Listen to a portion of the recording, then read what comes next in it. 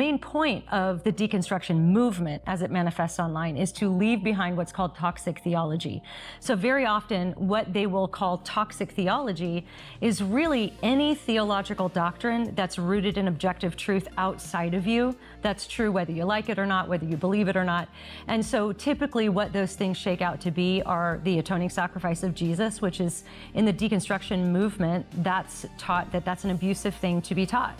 To be told that you're inherently sinful. That's a toxic belief to teach people, because that is something abusers do. You know, abusers will knock you down a peg. They'll try to make you dependent on them by lowering your self-esteem. And, you know, there's some truth in that. Abusers do that because they're trying to maintain control over you or manipulate you for their own selfish gain.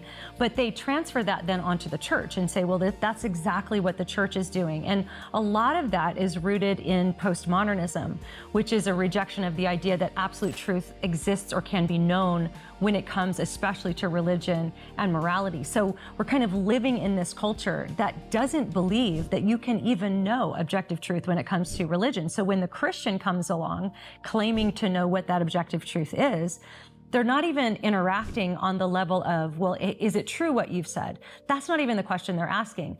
The question they're asking is, why would you be saying that? So immediately they're going to your motive. So that's why in this kind of postmodern culture, and especially in that deconstruction movement, truth claims are seen as like power grabs.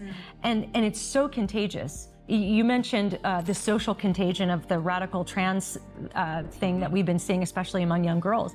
But this type of mentality, as we see it online, is incredibly, I think deconstruction is a social contagion. And I can't help but go here because you mentioned that passage of scripture, that a little leaven leavens the whole lump. Well, that scripture took on a whole new life for me when I started baking sourdough bread. Because I'm serious about this, because back when that was written, commercial yeast didn't exist yet. So the only kind of leaven they had was basically sourdough, and that's wild fermented yeast. And what happens when you have like a sourdough starter, you can use a pinch, just a little pinch of that starter, and you can put it in a huge dough, like bread dough. And over time, like if you just use a little amount, it'll take a long time.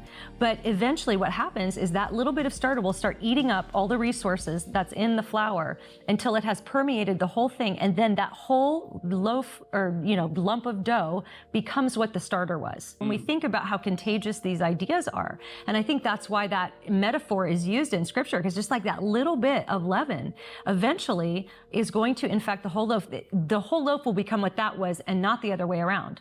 So that's how deception works.